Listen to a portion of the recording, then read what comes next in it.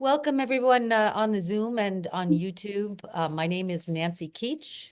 I am the Senior Vice President for Strategic Partnerships at Bright Focus Foundation. Bright Focus is a nonprofit that funds research globally. Been around for 51 years and have funded over $300 million of research for Alzheimer's disease, macular degeneration, and glaucoma. And we're delighted to be bringing you today. We're at almost 2 years of doing this program now. And we have another spectacular expert with a great topic to talk about today. So I'll also want to thank our sponsors of the program, Lilly, Genentech, and Biogen, for making this program possible, in part with educational funding. So thanks to those groups. And I'm going to jump right in. And we did receive, I think, close to 100 pre-submitted questions. And some of your questions won't be answered today because they're not on this specific topic. But I want to refer you to our website, brightfocus.org/zoom-in, where we have all of the previous episodes there for you to look at. So if you're interested, for example, in what is the new drug Leqembi, or how will genetics impact the possibility of getting Alzheimer's? We have two episodes entirely on genetics. We have, so you can see the list here. Feel free to access those. So I'm absolutely delighted today to introduce Dr. Mike Weiner, who's, so I'm going to embarrass him, but one of the giants in our field for sure. Dr. Weiner is Professor Emeritus of Radiology and Biomedical Imaging, Medicine, Psychiatry, and Neurology at University of California, San Francisco. He has been conducting research for more than 60 years, even though he looks like he's only 60, and is principal investigator of the Alzheimer's Disease Neuroimaging Initiative, which is referred to as ADNI. And he is also principal investigator of UCSF's Brain Health Registry, brainhealthregistry.org. And we'll put that in the chat for you. Dr. Weiner has received numerous honors, including in recent years the Nancy and Ronald Reagan Award and the Henry Wisniewski, I'm sure I'm pronouncing it wrong, Lifetime Achievement Award in Alzheimer's disease research from the Alzheimer's Association and the Potamkin Prize of the American Academy of Neurology, just to name a few. Welcome, Dr. Weiner. Mike, it's great to see you. And we're going to do something a little different today. I think for those of you who are return viewers, you know that we usually don't have our scientists put up slides, but Mike has about 5 slides we're going to put up just to get our conversation going. But before I put up the slides, so our topic today is new technologies for early detection of Alzheimer's.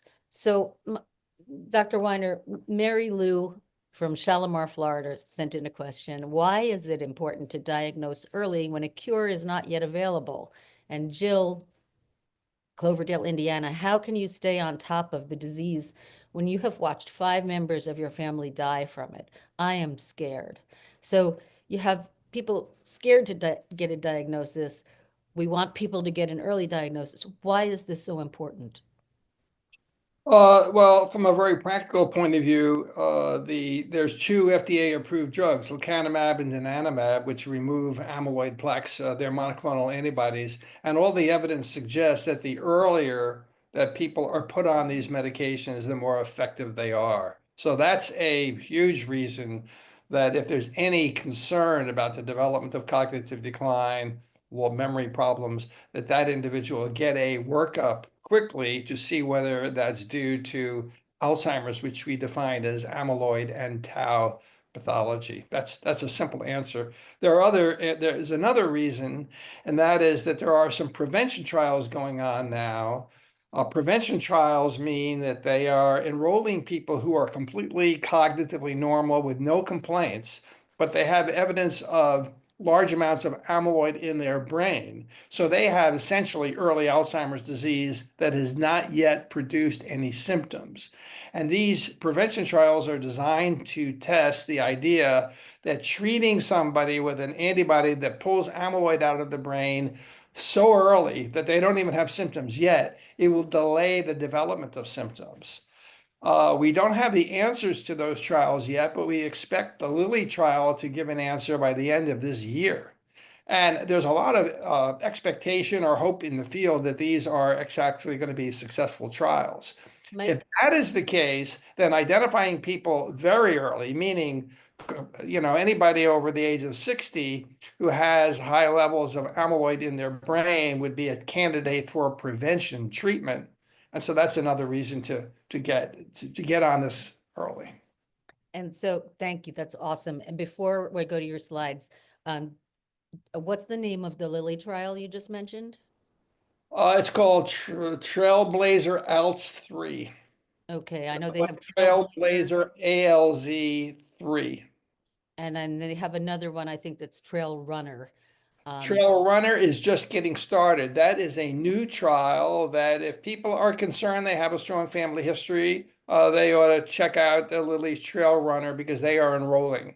The other two big trial, there's another trial called AHEAD, which is the A-size trial, but they're not enrolling anymore. But the Trail Runners just started enrolling, so there ought to be space in there for those who want to. The risk seems to be very low in these trials, the risk for the so-called side effects because people who are cognitively normal just have less amyloid in their brain and there's less side effects. So we could talk more about this later. Sure. And I'm just gonna, I know we've talked about this a lot on the program, but for anybody who's new, when Dr. Weiner is talking about amyloid or tau, these are proteins that build up in the brain that seem to be prevalent and associated with the loss of cognition or cognitive decline. So, and the new drugs that have been approved remove amyloid or lessen the amount of amyloid in the brain. So that's the protein in the brain. So just probably most of you, if you're online and trying to keep on top of these things, have heard of these terms, but don't want to take it for Right. granted. You've heard of the plaques. The plaques are made up Right. largely of this amyloid. Yeah. Um, okay, so before we start diving into the new technologies, I'm gonna let Dr. Weiner give a short presentation on some of the ideas of why these new technologies are being born, what they are, and some things he's working on specifically, and then we're going to get back into the some of the more general things. So I'm going to turn it over to you. Great. There's a lot to be learned. So I don't want to research. We need to develop improved diagnostic tests. We have pretty good tests now, but they need to be improved. And they're not current. Some of them are not FDA approved. But of course, most important is to develop effective treatments and preventions. But you can't do that without understanding the causes and developing the diagnostic tests. Next slide. So what are the major obstacles which slow our basically it comes down a lot to money because all this research is very expensive. And how can we reduce the cost of all this? Well, try to develop new technologies which are low cost. Well, what are the major new technologies? Well, first of all, we have the brain scans. Now, these are not so new. These are within the last decade, but these have really revolutionized Alzheimer's diagnosis. We can now diagnose Alzheimer's disease in people who are alive. It's routine these days, but back when I started, you could only really make a good diagnosis by using autopsy information. So that's a little late. The blood tests, there are new blood tests now for Alzheimer's disease, and they seem to be diagnostic and they are less expensive and very much more scalable than the scans are, but they are currently not FDA approved. So one of the tests, the LumiPulse test of the Fuji Bio, a Japanese company, they've submitted application for FDA approval. We'll see what happens. But I think within the next several years, we'll have FDA approved tests, which are in the clinic. There are so-called CLIA approved tests, a number of them. C2N is a company that has a very good test. But the bloods have to be shipped to St. Louis for analysis, and that it slows it down a little bit. But it's a very good test. So then there's digital technologies and the internet. And more than 10 years ago, we created the brainhealthregistry.org. And if you're interested, you could go to that and you could sign up and join that study. It's an online recruitment, assessment, and longitudinal monitoring, and we enroll people into clinical studies. So this is an attempt to find a scalable, low-cost way to get people involved in research and do some assessments. But now, in recent years, this artificial intelligence revolution is beginning and it's impacting our field. So let's go to the next slide. And can I just ask you for the Brain Health Registry? You don't have to be in the San Francisco area or, Oh, New no, York, it's around the world. It's anywhere. international. Anybody can join it. It's in English and in Spanish there's a Latino brain health registry, and you can join the registry, and then there's a battery of tests, including some online tests of measurements. And anyway, I don't want to pitch my own study too much, but it's available to anybody who wants to do it. But what I am really excited about is this what we call artificial intelligence voice robots or voice bots. So if you haven't used chatbot GPT or you haven't tried it, or you can go to a YouTube video to see what chatbot GPT does, but it's free. You can download it onto your phone. And chatbot GPT really has demonstrated that AI-powered conversational voice bots have the ability to interact with people in a meaningful way and answer questions. So together with John Morris and Krista Mulder at the University of California and Pedro Pinheiro Chagas at UCSF, our group, Rachel Nosheni is my close collaborator, we started developing what we call the Voice Clinical Dementia Rating, or the VCDR. And the next slide maybe just takes us, okay. So the Clinical Dementia Rating, it was developed originally at Washington University in St. Louis. It is the most widely used gold standard assessment tool used in Alzheimer's research. It's used for screening, it's used for diagnosis, it's used in clinical trials, and in fact, it would be used more in clinical practice, but it requires a trained interviewer. It takes considerable time to interview both a family member and a friend, or a friend and the patient. So not just the patient gets interviewed, but somebody who knows the patients. It's scored by clinical judgment, which introduces variability. Previously, with our WashU collaborators, we developed what we call an electronic digital ECDR, but now we are developing an AI-powered conversational voice CDR, which automatically interviews the family member and the patient, all completely automatically. So next slide. So I want you to just listen to a recording of this automated voice bot talking to one of our scientists who's pretending to be a patient, okay? Press See any what key happens. to execute your code. Welcome to the UCSF Memory and Aging Center's AI assistant. I'm here to ask you a few questions about your memory and thinking. This conversation will be recorded for research purposes. If you agree to participate, please say hello. Otherwise, feel free to hang up. Hello. Hi, I'm an artificial intelligence agent from the Memory and Aging Center So of what you're observing is the computer code that is driving this whole conversation on the screen, if you can This see it. conversation will help me better understand how to support you. Let's take it slow and feel free to share whatever you're comfortable with. Does that sound okay to you? Would you like to proceed? Yeah, sure. Great. Let's get started. Have you had any problems with your health lately? Please let me know by saying yes or no. Yeah. Thank you for sharing that. Have you had any problem with memory or thinking? Again, please respond with yes or no. Yeah. It's important to acknowledge these concerns. When did your memory or thinking problems begin? You can choose from less than 5 years ago, 5 to 10 years ago, 10, 15 years ago, 15, 20 years ago, or more than 20 years ago. Less than 5 years ago. Got it. Thank you. Is it a consistent memory problem, or does it tend to be inconsistent? Please say yes if it's consistent or no if it's not. Yes. Thank you for clarifying. Is this a change compared to how you were previously? Please respond with yes or no. Yeah. I appreciate your honesty. Does the memory and thinking problem interfere with your daily functioning? Please let me know with a yes or no. Yeah. Thank you for sharing that. Now, let's do a little memory exercise.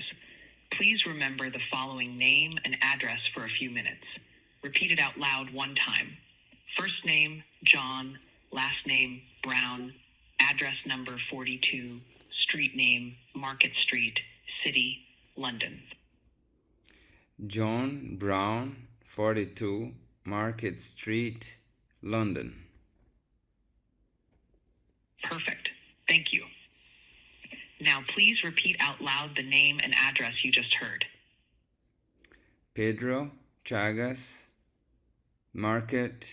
He is trying to demonstrate that he's got an impairment, you see. Thank So you he's for trying to recall that information.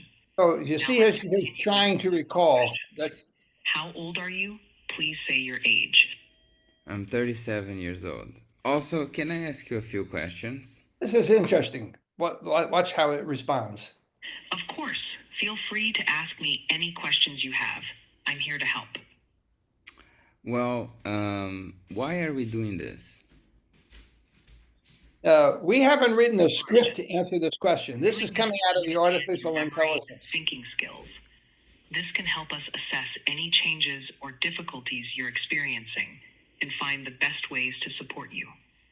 It's also part of a broader effort to contribute to research on memory problems and aging.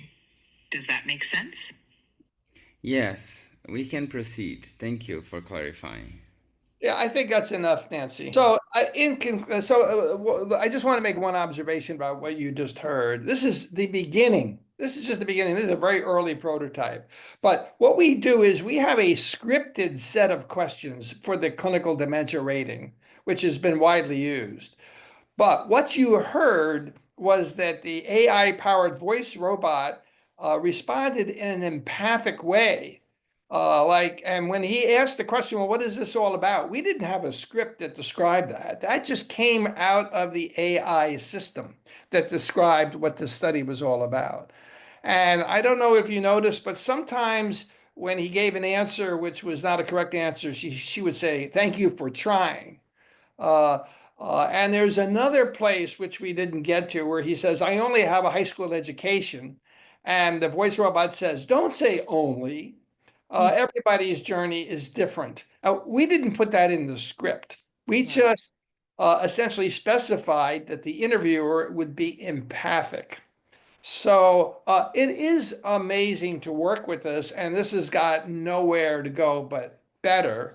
But so I just want to say that, in my opinion, in the future, AI-powered voice robots like this are going to be increasingly used for patient interactions in the Alzheimer's field and in neurology and in psychiatry, all of medicine. They're going to be hugely valuable for education of the public, because you'll be able to have conversations and get your questions answered, for getting informed consent in a really good way, all kinds of assessments of cognition, mood, anxiety, depression, activities of daily living, for all kinds of neurologic and psychiatric conditions, and all of clinical medicine, longitudinal monitoring over time, detecting side effects of treatments, communications between patients and medical staffs. These voice bots are pretty incredibly expensive. I think the cost for a half an hour to us is $1 for OpenAI's costs. The voice bots will save money. They will be available 24/7. You won't have to schedule them. And in my opinion, they're going to provide better information and better service than human interactions, because you won't have to wait on the phone for half an hour to talk to a scheduler, or you won't have to schedule appointments way in advance. They'll be available like that 24/7. So that's, to me, what's really exciting about this new technology for Alzheimer's. So let's open it up to questions from here. Yep, and let's take the slide down. And I just, I also want to mention that, and like Dr. Weiner said, this is just the beginning of this technology. But it will save money, it will save time, it will also make getting a diagnosis more possible for millions of people who live in rural areas or aren't near a medical center, aren't near a neurologist. I mean, there are states that have only a few neurologists in the entire state. So I just wanted, this is part of why I'm very excited about this. And I do want to address one comment in the chat, which is clearly from another scientist, and he says only a small subset of memory assessments are voice only. This technology would miss significant memory domains. But what I imagine you will respond to that, and what I would say is, I don't think anyone is arguing that this would be the only test that somebody would do, but that it, as a tool that's currently being used in the arsenal of getting a diagnosis, this would be highly preferable to the way it's being done now. I should Well, leave. and there are also ways of using the camera and using the screen so to display things visually for visual tests, and also using the camera. People give permission to have the camera activated. You can get a lot of nonverbal communication. I'm not saying this is going to replace human assessment. I'm just saying it's going to aid it. It's going to make it easy. It's going to be good for screening, for scheduling. It's going to really help us.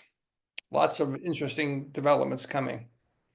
I think it's exciting. And this is obviously not the only technology we're going to talk about today, but I'm going to jump to a question. And again, if anyone wants to ask a question directly, go ahead and put it in the chat or raise your virtual hand. But Susan in Woodbridge, California wrote, if diagnosed early enough, so if you get these assessments early enough, can the progression to dementia be stopped? And if so, what are the most important signs to watch for? Well, right now, we don't have any evidence that the progression is stopped. Well, perhaps in some cases it is stopped, but in the large clinical trials that have been done of donanemab and lecanemab, and also of another treatment, aducanumab, which is not available anymore, the treatment is in the group, in the hundreds of people who were studied. The treatment was the rate of progression was slowed by about maybe 30%. But there were some people who benefited very strongly and other people who didn't benefit that much. And the data suggests that the earlier the people were started, that is, the less impaired the people were, the more that they benefited. But we don't have evidence right now that in a substantial fraction of people it is stopped. So there's a lot more to be done. We're just at the beginning of this, but it is definitely, the treatments are slowing decline. And so when should somebody go to get tested? Because we were talking about the fact that these proteins can build up in the brain even before there are symptoms, or you may have mild symptoms and I have a situation with my cousin right now, and her husband just got diagnosed with MCI, and the neurologist said, well, just come back in a year. And to me, that, that's due to a lack of knowledge, but that means a year later, you're going to just have progressed more without being part of a trial or trying a drug that could only intervene early. So when should people in general get tested? And most of the people on here are worried because they have someone in their family that's had it. Well, I think as soon as anybody, certainly I would say, as soon as anybody feels that they or one of their loved ones is showing signs of a development of a problem, that's the time. If you think that there's a problem that has developed, that is, if your memory is not the same as it was a year ago, there's some evidence of kind of a progressive problem, certainly one should go to a memory care specialist, not just any physician, but a memory care specialist, and get a workup. And the workup, depending on the nature of it and how the clinical judgment, should include ultimately some evaluation for whether or not they have high levels of amyloid in the brain. Right now, the gold standard way to do that is with an amyloid PET scan, but the blood tests are increasingly used as a screen for that. So, and the blood tests are relatively inexpensive.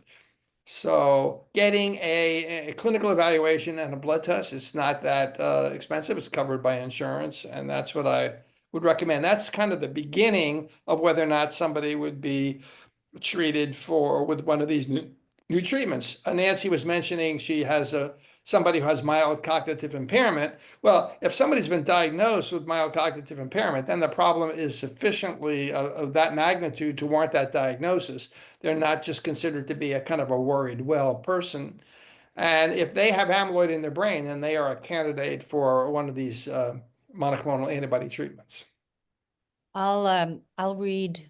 I was going to jump now to blood tests and CS cerebrospinal fluid tests and so on, but there is a question from Claire on YouTube. How do you counter the argument that blood-based biomarkers, so that's seeing the proteins in the blood, are going to replace the need for other biomarkers, and that funding is not needed for research on other biomarkers? I'm not sure I fully understand it. Maybe you do. Should I Oh, read it? I think I understand what they're saying, but the current tests are pretty good for understanding amyloid in the brain. They're not very good for predicting how much tau is in the brain, and that is an important predictor of cognitive decline. It's an important predictor of the clinical stage. There's a lot more research needed in these tests, and unfortunately, we don't have that much data on how the tests perform in people who are, let's say, poor people, people with low socioeconomic status, people who don't have health insurance.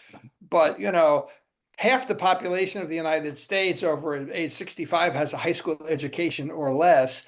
But most of the people involved in clinical research right now who are as volunteers are more highly educated people with higher socioeconomic status. There's a lot more dementia and cognitive decline in the lower socioeconomic status population. And we need to learn much more about how the tests perform there. So that's just one example of some of the research that needs to be done. The blood tests are pretty good, and I'm hoping that there will be FDA approval of the blood tests, of some of the blood tests soon. That's going to really enable their widespread use.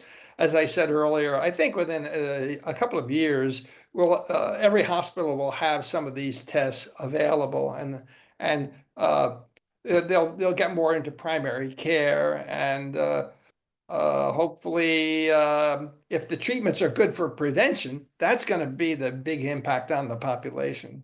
If you just look at a group, well, I have one of the largest studies on this, and our data is available.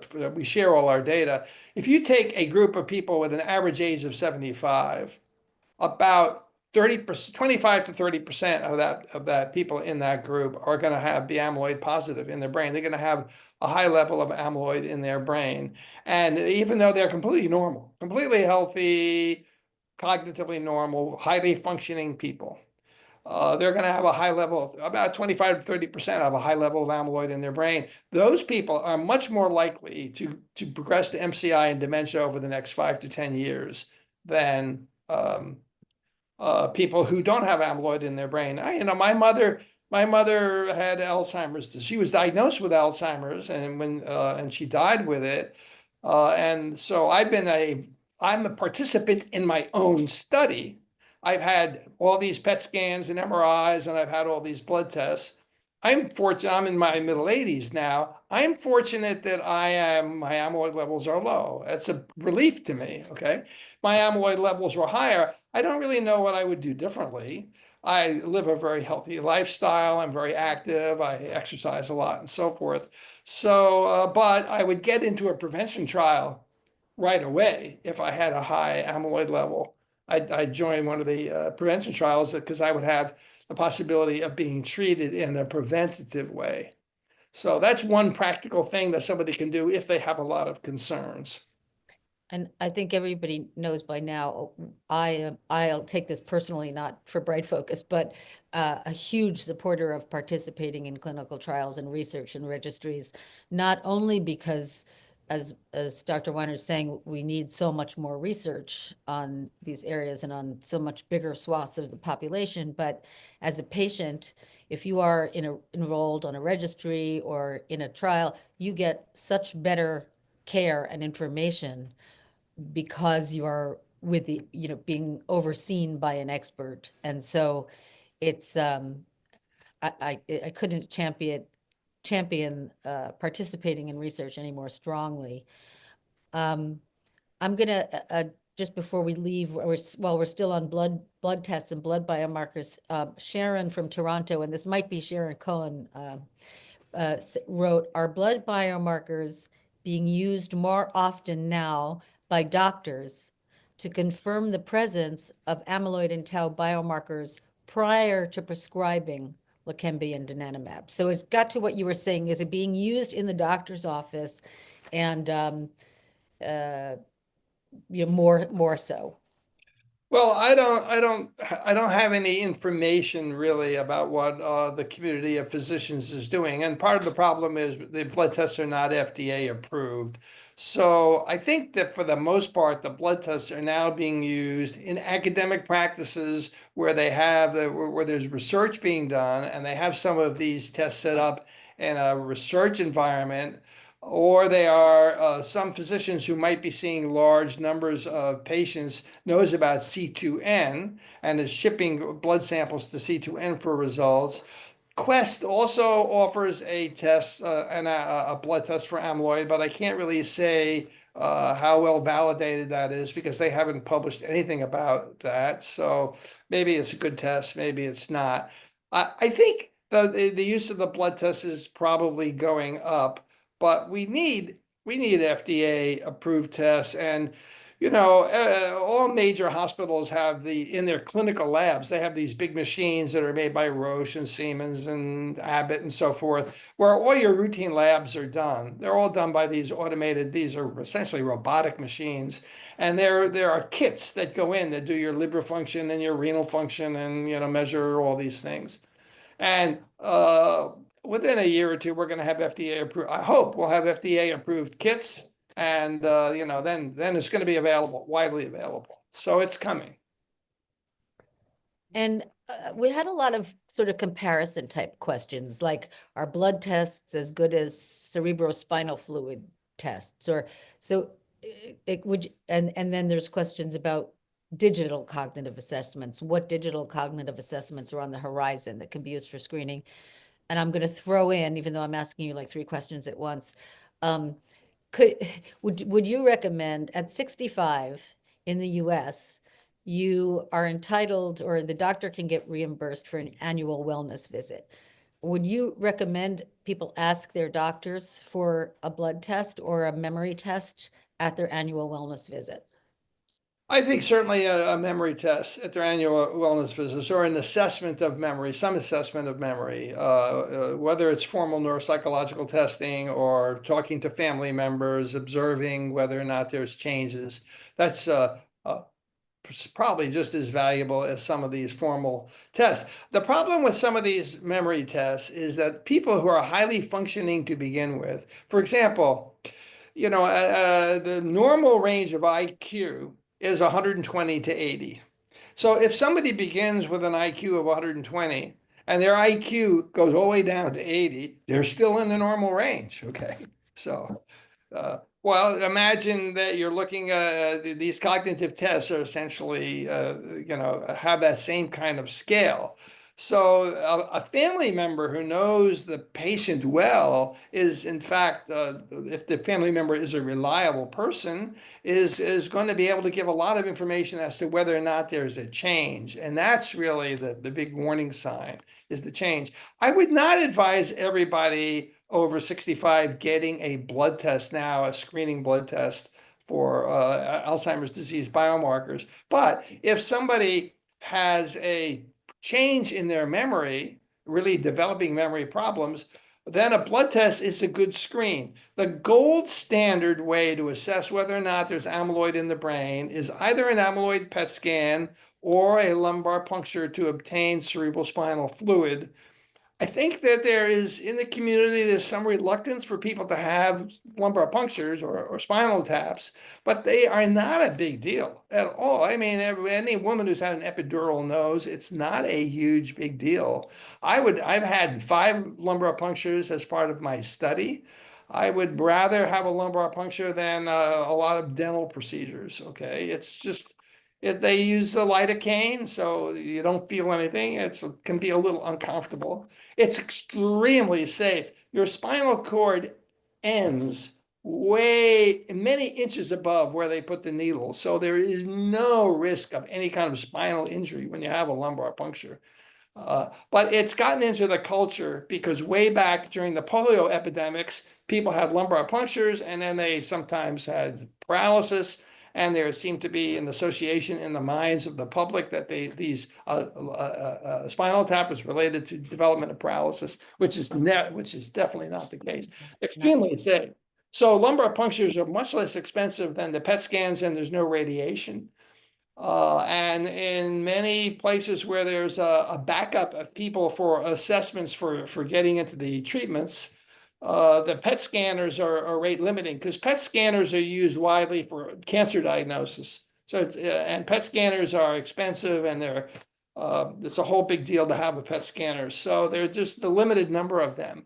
So in many places like Washington University, they're doing a lot of lumbar punctures.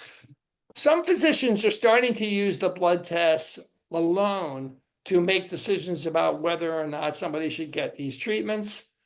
I think it's a little problematic, but that's up to it's a very much of a clinician decision. Got it.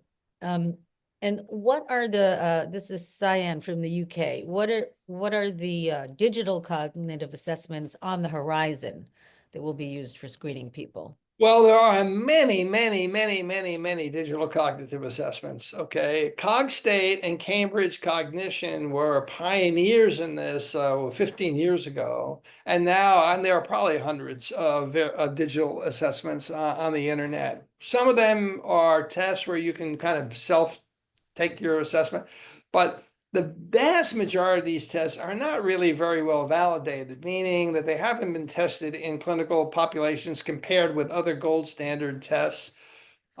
We have now something at the NIH, sponsored by NIH, called the Mobile Toolbox, which provides digital assessments. I really can't, I'm very much involved with this field. The Brain Health Registry has used Cogstate, we've used Cambridge, we've used Memtrax. We've used the Lumos test, which used to be popular. I can't make any recommendation because I think that these are at the very best. Personally, I think at the very best now, they are some kind of a screen. And as I said earlier, the problem with using them as a screen, especially in the kind of people who are watching this video right now, is that people who are very, very high functioning, they deteriorate, they're going to continue to be in the normal range. Now, there might be some value in picking a test that you want to take or that recommended by somebody or your physician, and then start taking that test on a regular basis. Usually when people start taking tests and repeating the test, you see them improve because of practice effects, and people are getting more comfortable with the test, and you kind of learn how to game the test. So I've looked at my own scores over the years, and they go up and up. If you started seeing your scores going down, well, that would be raise a concern, and then I would go to your physician and say, I think I've got a problem. My scores are going down, and then you get involved with the workup there. But I'm not comfortable recommending any particular test because, to be honest with you, I don't see any evidence that one test is so much better than another. It's interesting because I think the sense I'm getting, having been in this field now 16 years, is that just like with treatments, the idea of that it won't be just one treatment that's a cure, but a combination of treatments that assist with different parts of different causes. Well, let me just say that in clinical medicine, it always comes down to clinical judgment, and doctors and people who are skilled in this field use all kinds of information together. It's not just a test. No one test is going to diagnose MCI or dementia. And as I just want to repeat, so you get the self-report, that is what the patient says. things have gotten worse. I used to be able to do this. I can no longer do that. That's important information. But the people are unreliable. A lot of people are in denial. They say, oh, I'm fine, but they're totally demented. And some people are worried, well, oh, I'm really worried. I've got a lot of anxiety about it, and I think I'm losing my memory. And you test them and they're fine. There's no evidence of a problem. So that's why having a family member or a close friend, a spouse or a child, a grandchild, or somebody who can answer the question, has there been a change in this person over the last year? Over the last 2 years? And then in the clinical dementia rating, which I showed the voice bot, what we do is we ask the friend or the family member, we call the study partner, to identify 2 recent episodes that the patient was involved with. They went out to a dinner, they went to a party, they had a doctor visit, or they went to a ball game, or whatever. 2 recent episodes. And then that's asked in private. And then they ask the patient, tell me about 2 recent episodes in your life. And then the interviewer tries to see whether or not the patient remembers the same details, what the weather was like, what people were wearing, what people were present. And the clinician judgment of a trained interviewer can say whether or not somebody is showing signs of a problem. And this is the gold standard instrument for diagnostic categorization in clinical research, is the clinical dementia rating, which is why we're so excited about developing an automated voice bot that does that. But most physicians, the vast majority of physicians, will never do a clinician dementia rating because it takes 20 minutes to interview the family member and 20 minutes to interview the patient in this way. And, doctors and their staff just don't have the time for that unless they're in highly specialized memory clinic settings.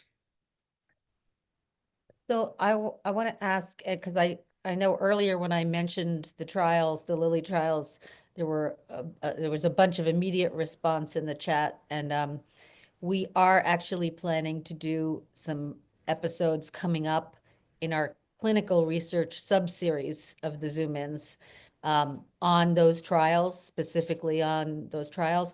But Mark from Elmhurst, Illinois wrote, are there any clinical trials of these latest technologies, so the diagnostic technologies, that some of us with an Alzheimer's history could tap into? So are there trials for diagnostics or the VCDR or, anything that you could off the cuff? No, in our brain health registry, we do studies of this just in the brain health registry. So if you're interested in this kind of thing, you could join the brain health registry, and the brain health registry has the ability for a study partner to join. So we have 8 or 10,000 people in the brain health registry who we have a participant, and then we have a family member join so they can be tested. That's the biggest ongoing study that I know of that looks at these kinds of diagnostic tests. The pharmaceutical companies, when they're doing their studies, will often include new diagnostic technologies in their trials. So that's one way, but you have to enroll in the clinical trial. But if you're particularly interested in this, just go to the academic center that is near you and go to the neurology department or go online and see what research studies are being done in your local community, because there are all kinds of research projects going on that people are looking for participants to volunteer. And some of those will be blood test studies or studies of online assessments and so forth. But it's very variable from one university to the next. And I will mention that on Bright Focus Foundation's website, brightfocus.org, there is a clinical trial finder. So you can actually, that's a little, of course, and I know Nina Silverberg is on the call here. The NIH has, NIH.gov has a clinical trial site that's quite vast. And you can try to navigate either of those. That's a memory test in itself. It is a test in itself, which I'm kind of dancing around, but so it is a little bit hard to find.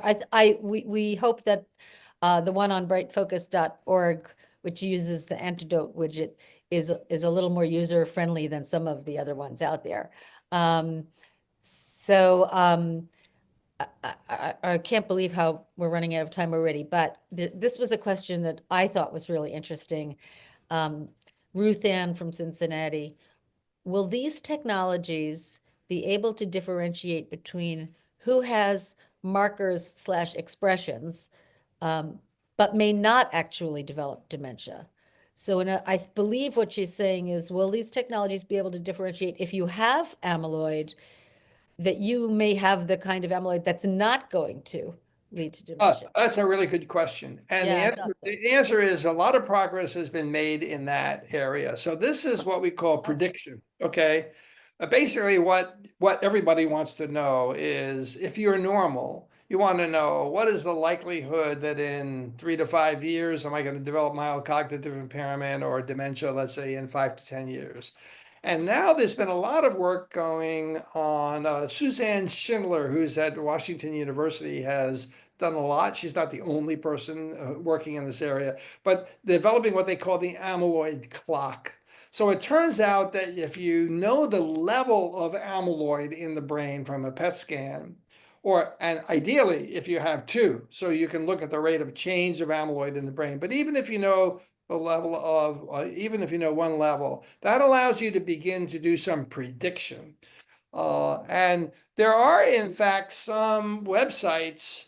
I think the Swedish health, what is it called? The Swedish Oscar Hansen study. They have a website which I can't speak to the value of it. There are a number of websites that claim that they can give you some predictive information. I would take it with a little grain of salt, but so far it's been used kind of more academically, and I haven't seen data that in a real world it really works. But there is a lot of evidence that if you understand how much amyloid somebody's got in their brain, how much tau somebody's got in their brain, and what is their current level of cognition, that you can get a reasonably accurate prediction of what to expect over the next bunch of years. So what you do with that information, though, that's another issue. I mean, the question always comes back to, aside from these treatments which pull out amyloid from the brain, what else can I do? And the answer, I think, is really quite simple. And that is, it's just live a healthy lifestyle. Most importantly, try not to smoke. Try to keep alcohol consumption at a minimum, or at least at a reasonably moderate level. Avoid other bad drugs. It's pretty obvious. Control blood pressure well. Your blood pressure, you should try to keep your systolic blood pressure no higher consistently than 120. Get a home blood pressure cuff. Make sure your blood pressure is well controlled. Make sure that your lipids are well controlled. If you're not on a statin, don't resist being on a statin because you don't want to take another pill. There is some evidence that taking a multivitamin once a day is beneficial. It's weak evidence, but it doesn't hurt to take a multivitamin. The Mediterranean diet and the so-called MIND, M-I-N-D diets, which are basically low meat, high fish, green, lots of kale, green vegetables, broccoli, Brussels sprouts, all of that kind of stuff. Go to my refrigerator and you're going to see kale, broccoli, Brussels sprouts, at least one meal a day. The MIND diet emphasizes nuts and berries, fresh fruit servings. Basically, it's a healthy diet. It's good for lots of things. It's not just good for the brain. But I think you all know that. So avoid the ultra-processed foods to the extent possible. There's a lot of ultra-processed foods probably in your refrigerator right now. But I can't get my wife to give up her, coffee-flavored yogurt that she loves. But it is ultra-processed. The English muffins are ultra processed, so whole grains. I mean, all of this is out there. All of that information is out there. But regular exercise, I personally believe daily exercise at least a half an hour a day of daily exercise. A lot of evidence that this is really good for you. That's just good for Alzheimer's, for dementia. It's good for you in general. Okay. It's good for your mood. It takes your mind off some of the problems that we have to think about. So those are the things that you can do that are practical. And I think, and sleep, we got Getting, sleep. getting the sleep you need, getting the sleep you need. A nap in the middle of the day for seniors is just fine too. And the other couple of things I just would mention is keep on top of hearing loss and vision loss, because those are both contributing factors to. They're associated with it. It's, yeah. Yeah, I mean, being active socially, being involved, engaged, but for some people it's easier than others. And, right. but, So there's 4 minutes left in the hour. I told you it would go by very quickly. So if anybody has a burning question that they want to ask, again, raise your hand or put it in the chat. But I will, I think closing question to you is one that came in from Jeff from Knoxville, Tennessee. It's a little off topic, but it says, can you provide information about the next 3 drugs likely to become available that are not anti-amyloid focused? yeah, I wish I could. Let's say the class of drugs that I am most excited about are the GLP-1 agonists, the Ozempic, the Mounjaro, the Wegovy treatments, which were initially developed for diabetes, then they turned out to be good for obesity. Now, more and more evidence is accumulating that they are good for all kinds of things. They seem to be good for substance abuse problems. And addiction issues. They tend to reduce cravings, but they seem to be good for general health. They seem to help blood pressure, and there's a number of trials going on that for in dementia, cognitive impairment, and maybe even prevention. So I think that, not all cognitive impairment, only half of MCI is caused by amyloid, even in ADNI, even in well-educated people. So there are a lot of cognitive problems that are not related to amyloid and tau, which is what we call Alzheimer's pathology. So there's a lot of work to do if we're going to eliminate mild impairment and dementia in our overall population. We have a long way to go and lots to do, and hopefully the NIH will keep funding our research. And someone did ask a question about the impact of the limitations on funding, but I don't want to get political here. And Well, it's not political. I mean, the Columbia Alzheimer's Research Center has lost its funding. The Columbia University Alzheimer's Center, which, by the way, is headed by a Israeli-American Jewish person. They are losing their funding because of Columbia's reaction to anti-Semitic behavior on the Columbia campus. So there's a lot of frightened academic people right now. And we can only hope Yeah. funds will continue to flow. Congress appropriated them, and I think our representatives want to see NIH funded. Yeah, and we certainly do, and we will be as a private philanthropy also talking about the importance of private philanthropies outside of federal funding, and that it's more important than ever to give to research. I want to, since we have another couple of minutes, what can we do, we the people, so to speak, to help your team accelerate the development of the voice-activated CDR and other innovative diagnostics? What can people on this call do? Well, right now we're seeking funding, and I would say you could donate to Bright Focus. That would be a help. But maybe Bright Focus is I considered. didn't plan that, but that would be great. We well- are seeking funding, though. We don't have Well, any. and I think joining the Brain Health Registry and getting into trials was kind of also where I was going with that. Any parting words? I know we only have 1 minute, and I know I was going to. No, I think that for those of us who've been in the field watching the developments of this field, it's just been amazing. 20 years ago, we didn't have any tests for Alzheimer's disease. We didn't have any treatments. We couldn't diagnose Alzheimer's in living people. In the last 20 years, we've made amazing strides. If you're interested there is on YouTube, Michael Weiner, or you go to the ADNI website, ADNI website. I gave a plenary lecture in Philadelphia last summer.